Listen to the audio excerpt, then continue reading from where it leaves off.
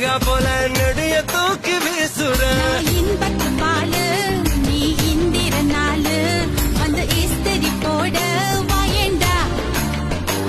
நான் வீரமா முன்னிவேன் ஒரு முத்தமா தருவேன் இங்க மன்மதலில வேணாண்டி. உன் சாவி என் இடுப்பில் நான் ஒன்ன ஒரு பொம்மை போலாட்டி வைக்க போறேன்டா. பம்பரா கண்ணால